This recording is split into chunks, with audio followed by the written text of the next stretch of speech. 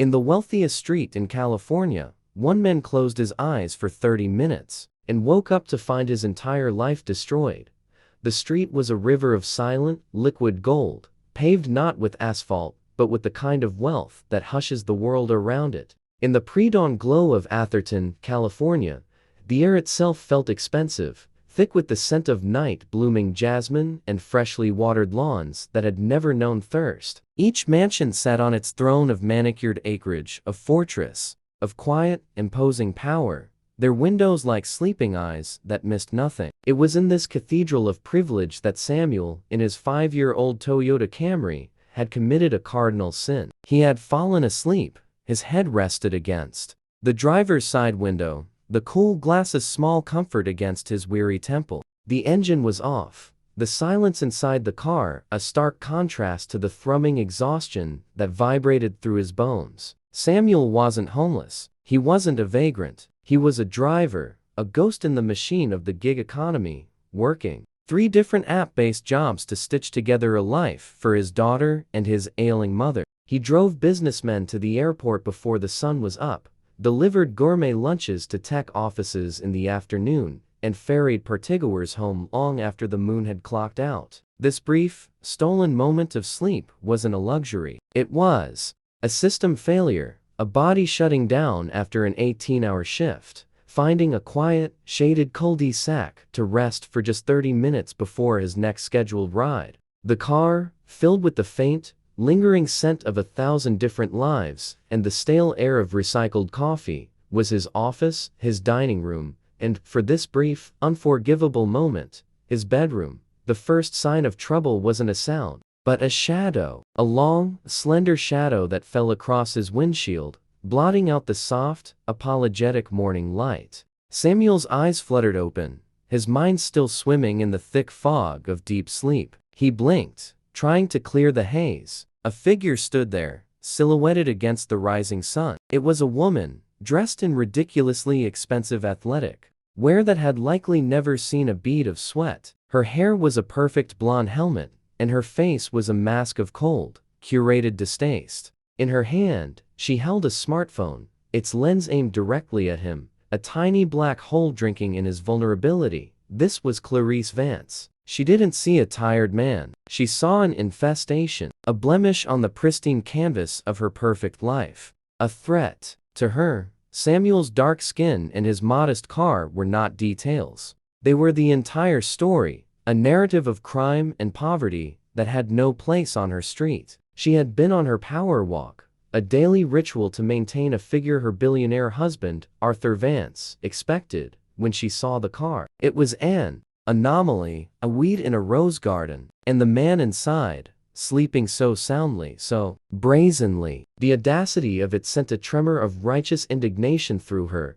Without a word, she had dialed 911, her voice a carefully modulated whisper of panic and accusation. "There's a suspicious vehicle on my street," she had said, giving the address with practiced ease. "A man, he's just sitting in his car. He looks like he doesn't belong here. I'm afraid, for my safety, for the neighborhood's safety." Now, as Samuel stirred, her lips curled into a faint, triumphant smirk. The police would be here any second, and she would have it all on video. Justice, as she understood it, was about to be served. A sharp, metallic rap on his window shattered the last vestiges of Samuel's sleep. He jumped, his heart lurching into a frantic, panicked rhythm. A police officer stood there, his face stern, his hand resting casually on the butt of his sidearm. Another officer was speaking with Clarice, who was now performing for a new audience, her gestures becoming more animated, her expression a careful blend of fear and civic duty.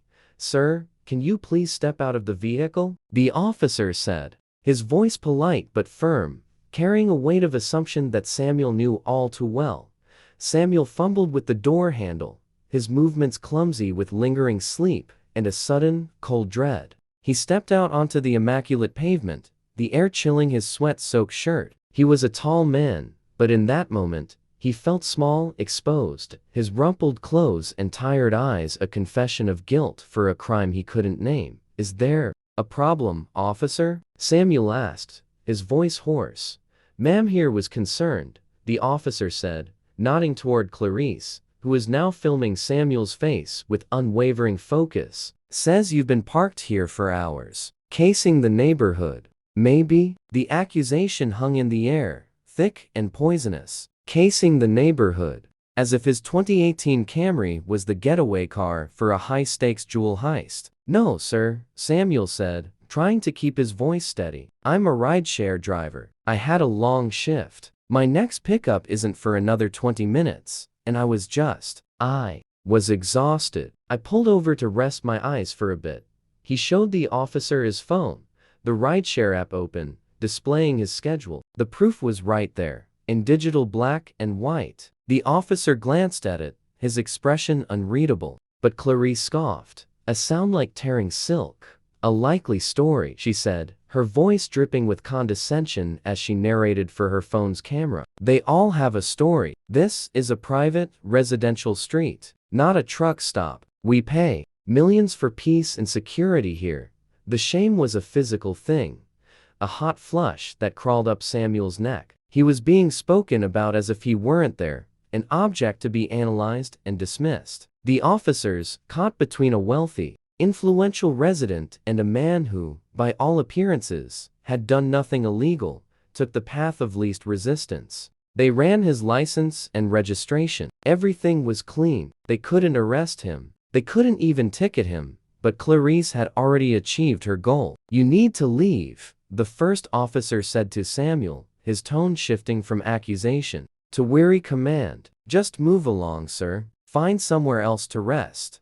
Move along. The two words that had chased black men through the pages of history. Samuel looked from the officer's impassive face to Clarice's smug, victorious one. He saw her thumb tap the screen of her phone. The video was being uploaded. A silent, digital assassination. He got back in his car, the worn fabric of the seat feeling like a brand. He started the engine, the humble rumble of the four-cylinder engine a pathetic roar against the silent judgment of the mansions. As he drove away, he saw Clarice in his rearview mirror, still standing there, a conquering hero on the battlefield of her own prejudice. By the time Samuel reached his small apartment, his world had already begun to unravel. His phone was buzzing incessantly. The video, titled "Potential Predator Casing Multi-Million-Dollar Homes in Atherton," had gone viral. Clarice had posted it to a powerful neighborhood watch group's social media page, and from there it had exploded. The comment section was a cesspool of fear and racism, digital mob calling for his head. They had his license plate. Amateur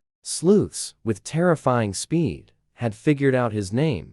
Then came the emails. The first was from Uber. Dear Samuel, we have received a serious complaint regarding a safety incident. Pending an investigation, your account has been temporarily deactivated. The second was from Lyft, a near-identical message. The third was from the gourmet food delivery service. Deactivated. Fired. In the space of an hour, the three pillars supporting his life had been kicked out from under him. All because he had been tired. All because he had been black in the wrong place at the wrong time. The days that followed were a blur of shame and desperation. His daughter, Maya, a bright-eyed 7-year-old, asked why he wasn't going to work. The car is sick, sweetie. He'd lied, the words tasting like ash in his mouth. He couldn't bring himself to tell her that it was the world that was sick. His mother, whose mounting medical bills were the primary engine for his grueling schedule, sensed his distress. Something is wrong, Sammy, she'd said,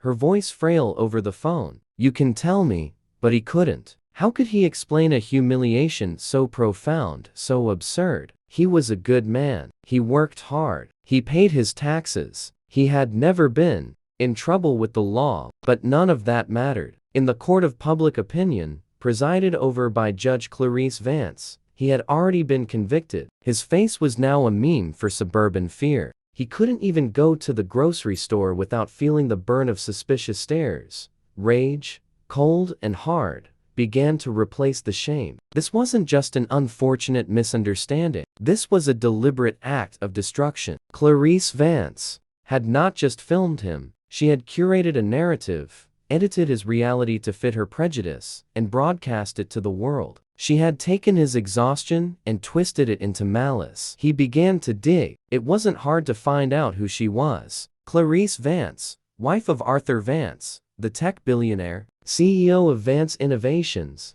a titan of the industry, a man whose face was on the cover of magazines, lauded for his vision and ruthless business acumen. They were untouchable, living in a stratosphere so far above his own that he might as well have been on a different planet. Samuel tried to fight back. He contacted the news outlets that had picked up the story, but they weren't interested in a retraction. His side of the story was complicated. Clarice's was simple and sensational. He tried to contact the legal department at Vance Innovations, hoping to appeal to some sense of corporate responsibility. He sent a polite, desperate email explaining the situation, providing the proof from his apps, asking only for a public clarification from Mrs. Vance that would allow him to get his jobs back. The response he received a week later was not an email. It was a letter, delivered by courier, on thick, embossed letterhead that felt heavier than a tombstone. It was from the personal law firm of Arthur Vance. It was a cease and desist order. It accused him of harassment, of attempting to intimidate the Vance family, and warned that any further contact would result in swift and overwhelming legal action. It was a declaration of war from a superpower to a man who had already lost everything. Arthur Vance hadn't even bothered to look into the details. Clarice had come to him, her eyes wide with feigned terror, telling him about the thug who was now stalking them. For Arthur, it was a simple problem with a simple solution. He had more money and more power. He would use it to make the problem go away. He saw Samuel not as a person, but as a nuisance, a fly to be swatted. He signed off on the legal threat without a second thought, another small fire extinguished by the tidal wave of his influence, before turning his attention back to a multi-billion-dollar merger. For Samuel, that letter was the final blow. It was the moment his despair curdled into something else, a quiet, unyielding resolve. They thought they had crushed him. They thought he would disappear. They had taken his livelihood, his reputation, his dignity. But they had overlooked one thing. They had left him with his hands. And his hands knew things that all of Arthur Vance's money could not buy. Away from the soul-crushing gig economy, Samuel had a sanctuary, a small, rented garage bay in a forgotten industrial park on the other side of the city. It smelled of oil, wool, and old leather. This was his real passion, his true calling. Samuel wasn't just a driver. He was a mechanical artist, a restorer of vintage automobiles. He had a gift, a deep, intuitive understanding of old engines, of the way steel and brass and chrome could sing together. He could diagnose a misfire by its sound, feel a worn bearing through the vibrations in the floor. Under the pseudonym Samson, he was a quiet legend in the niche online forums of classic car enthusiasts, the ghost who could fix the unfixable. It didn't pay the bills like driving did, but it fed his soul. With his driving career in ashes, he retreated to his garage. He poured all his frustration, all his anger, all his meticulous energy into his current project, a painstaking, frame-off restoration of a 1961 Jaguar E-Type. It was his own car, bought as a rust-eaten shell years ago. As he worked, sanding, welding, tuning, the rage subsided, replaced by a focused, meditative calm. The world outside might be unjust and chaotic, but in his garage, there was only logic, precision, and the pursuit of perfection. Meanwhile, in the gilded cage of his Atherton mansion, Arthur Vance was facing a crisis of his own. It had nothing to do with stock prices or market shares. It was about a car, a 1956 Mercedes-Benz 300SL Gullwing, to be precise. Silver, pristine, and utterly, maddeningly silent. It had been his father's car, the one tangible link to a man he had both feared and admired. It was the one object in his life that wasn't an asset. It was a memory, and it wouldn't start. He had summoned the best mechanics in the country, men who were flown in on private jets, whose toolkits cost more than most cars. They had descended upon the Gullwing in his climate-controlled, museum-like garage. They had diagnosed, tested, and tinkered. They had replaced the fuel pump, rebuilt the intricate mechanical fuel injection system, and rewired half the car. Nothing. The engine would turn over, cough once, and die. It was a ghost in the machine they couldn't exorcise. They finally, humbly, admitted defeat. Arthur was furious. He was a man who solved problems. He threw money, power, and intellect at them until they disintegrated. But the silent gullwing in his garage mocked him. It was a monument to his impotence. There has to be someone, he snarled at his terrified personal assistant, a young man named David. I don't care what it costs. Find them. David, desperate to appease his volcanic boss, went deeper than the usual channels. He scoured the internet, not for professional shops, but for the whispers, the legends. He spent 2 days chasing dead ends in obscure, password-protected forums for vintage car purists. And then he found it. A series of posts, years old, talking about a mythical mechanic in the Bay Area known only as Samson. The post spoke of him in hushed, reverent tones. A man who didn't just fix cars, but understood them. A post from 3 years ago described how Samson had solved an identical, notoriously difficult fuel injection problem on another gullwing, a problem that had stumped even the Mercedes-Benz Classic Center in Germany. There was no contact number, no shop address, just a cryptic email address. David sent a message, vague at first, describing the problem. A day later, a reply came. It was short, almost curt. Described the sound of the initial turnover. Is there a backfire through the intake or the exhaust? What's the fuel pressure at the injector rail on the second crank? David showed the email to Arthur's team of defeated mechanics. They looked at each other, stunned. The questions were brilliant, cutting straight to the heart of the matter in a way none of them had thought to. This Samson was the real deal. After a week of careful, almost ritualistic email exchanges, a negotiation took place. The price Samson quoted was high, but not extortionate. The terms were what was unusual. The car had to be brought to his garage. He did not make house calls. Not even for Arthur Vance. Arthur, his frustration overriding his arrogance, agreed. A flatbed tow truck was discreetly dispatched. David was given the address, a location in an industrial park that seemed, on the map, to be in another universe entirely. Arthur, unable to simply wait, decided to go himself. He wanted to meet this reclusive genius, this man who held the key to his father's memory. He took his sleek, silent Tesla, a car that represented his present, to go and beg for the revival of his past. The industrial park was a world of corrugated steel and cracked pavement. Arthur Vance, in his $1,000 casual jacket, looked utterly out of place. He found the garage bay, its door rolled halfway up, revealing a space that was meticulously organized but undeniably gritty. A single car, a Jaguar type in a stunning shade of British racing green, sat in the center, its chrome gleaming like a silver scar under the harsh fluorescent lights. A man was bent over its open bonnet, his back to the door. He was tall, with broad shoulders. He moved with a quiet, confident grace, his hands working on the engine with a surgeon's precision. Are you Samson? Arthur asked, his voice echoing slightly in the large space. The man slowly straightened up. He wiped his hands on a clean rag, taking his time. And then, he turned around. The world seemed to tilt on its axis. Arthur Vance felt the blood drain from his face. The air in his lungs turned to ice. It was him, the man from the video, the man his wife had publicly crucified, the man whose life he had casually, dismissively, helped to ruin with a single letter from his lawyers. It was Samuel. Samuel's face was a mask of calm, but his eyes were hard as diamonds. There was no surprise in them, only a deep, quiet, chilling certainty. He had been waiting for this moment. The look in his eyes said everything. It said, "You have come to my world now. The rules are different here." For a long moment, there was only the low hum of the fluorescent lights. The billionaire and the driver, standing 20 feet apart, the chasm between their lives suddenly,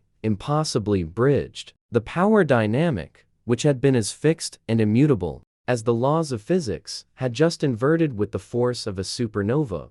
"You," Arthur whispered, the single word a mix of disbelief, horror, and dawning sickening understanding. Samuel didn't smile. He simply nodded, a slow, deliberate movement. "Mr. Vance," he said, his voice even and low, devoid of the anger Arthur expected. The calmness was far more terrifying. "You're a long way from Atherton." The silence stretched, thick with unspoken history. Arthur's mind raced, trying to process the sheer, cosmic irony of the situation. The one man on Earth who could solve his most personal, most intractable problem was the very man he had dismissed as human refuse. The predator, the nuisance, the fly he had tried to swat, was now the gatekeeper to his own peace of mind. "The Gullwing," Arthur began, his voice failing him. "The 300SL. That was you on the email?" "I'm Samson," Samuel replied, a simple statement of fact that now carried the weight of a judgment. "But you know me as Samuel, the man who was sleeping in his car." He picked up a wrench, its polished steel cool and heavy in his hand, and began to wipe it clean with the rag, his movements slow and methodical. Each wipe was an accusation. Each gleam of the metal was a reflection of Arthur's own callousness. A wave of hot shame washed over Arthur, so potent it made him feel dizzy. It wasn't just about the car anymore. It was about the man in front of him. He saw, for the first time, not the grainy figure from his wife's hysterical video, but a man of immense skill and dignity, a man who had been grievously wrong. He remembered the cease and desist letter, the cold, threatening language his lawyers had used. He had signed off on it to protect Clarice, to end a minor annoyance. He now realized he had been protecting a lie and perpetuating a monstrous injustice. I didn't know," Arthur stammered, the words sounding hollow and pathetic even to his own ears. "No," Samuel said, finally looking up, his gaze pinning Arthur to the spot. You didn't bother to know. It was easier not to. It was easier to believe your wife. It was easier to sign a letter and have your problem go away. Did you ever once stop to think what that video, what that letter, did to me, to my family?" Samuel laid the wrench down on his workbench with a soft, definitive click. "I lost my jobs. All of them. My name was dragged through the mud all over the internet. I have a 7-year-old daughter I could barely feed. A sick mother whose medical bills I couldn't pay. All because your wife was bored on her morning walk. All because I was too tired to drive another mile." He took a step forward. "So, you want me to fix your car? Your priceless, vintage Mercedes? The car your father gave you?" Samuel's voice dropped to a near whisper, but it carried more force than any shout. "No." The word hit Arthur like a physical blow. He was a man who never heard the word no. He wasn't prepared for it. He opened his mouth to offer money, to name a price, any price. But he saw the look in Samuel's eyes and knew it was useless. This wasn't about money. This was about something far more valuable.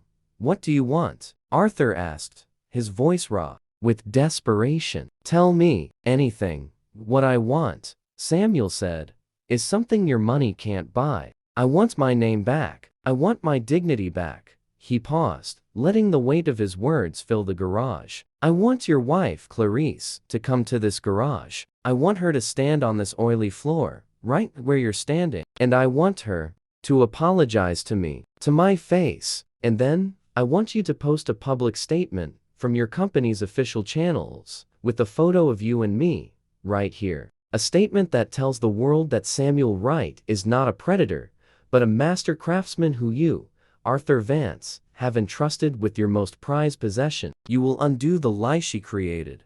Arthur stared at him, aghast. The demand was audacious. It was brilliant. It wasn't just a request for an apology. It was a demand for public restitution. It would force Clarice to confront the consequences of her actions in the most direct, humbling way imaginable. It would humiliate her, not in a vicious, anonymous way like she had done to him, but in a quiet, deeply personal reckoning. "She'll never agree to it," Arthur said weakly, thinking of his wife's pride, her unshakable sense of entitlement. "That's your problem, not mine," Samuel said, turning his back and picking up the wrench again, a clear dismissal. "Your Gullwing is on the flatbed out front. I suggest you have them take it away." "I'm very busy," he gestured to the pristine Jaguar. "I have more important work to do."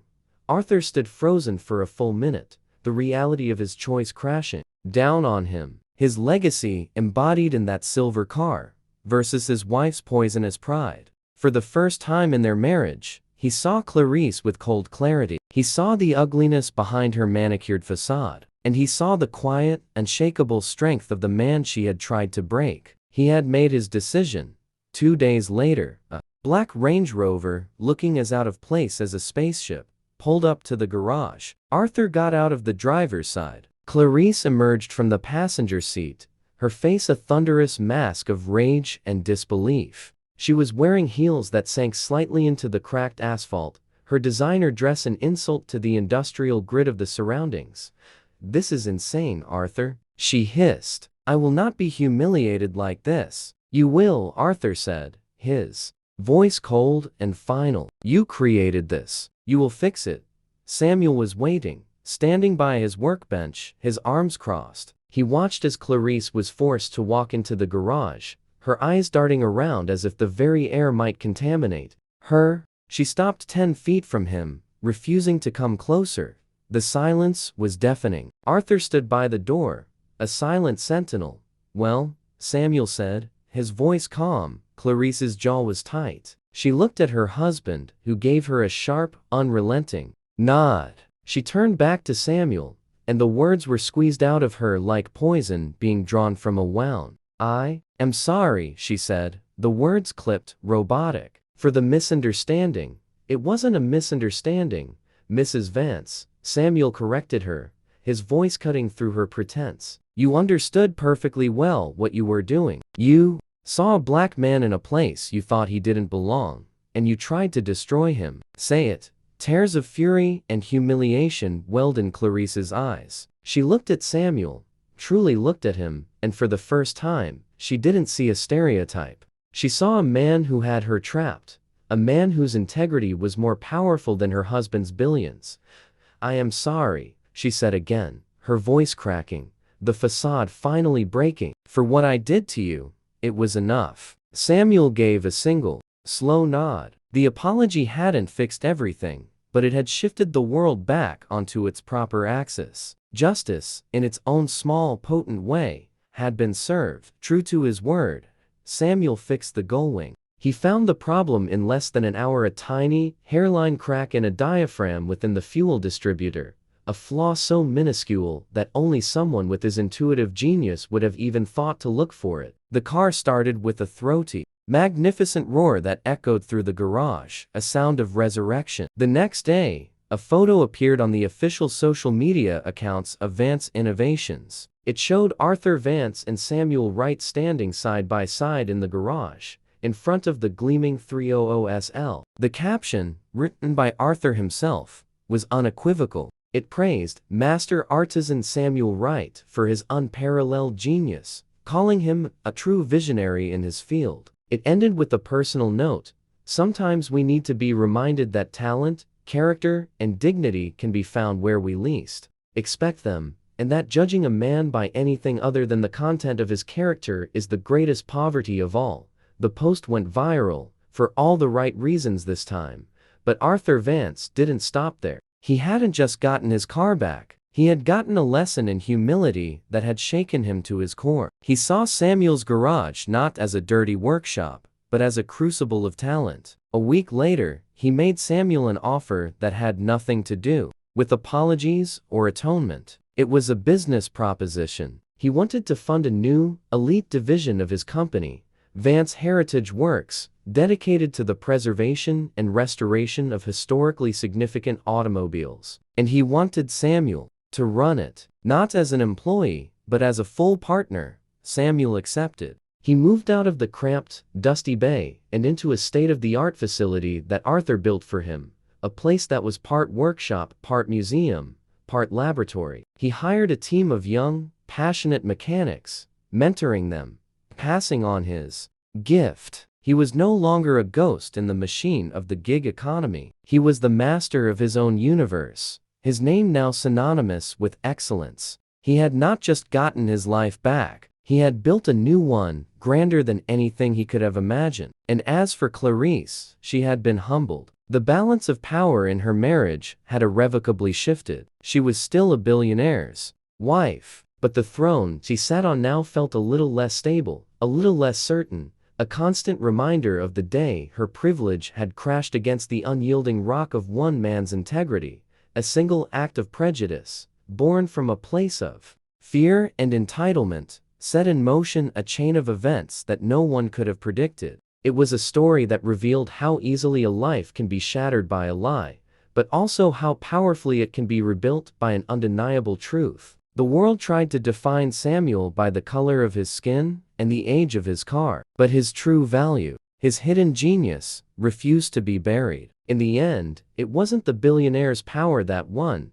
but the quiet, unshakable dignity of a man who knew his own worth, proving that true wealth is not what you own, but what you are. The scales of justice don't always balance in a courtroom. Sometimes, they balance in a greasy garage, where a man's true character becomes the most powerful tool he owns. Thank you for watching. Stories like Samuel's are a powerful reminder that in the battle between truth and privilege, the human spirit has a strength that can't be bought or intimidated. If you were moved by this story of emotional justice and hidden power, be sure to subscribe and click the notification bell. We have many more stories to share that uncover the truth and champion the underestimated.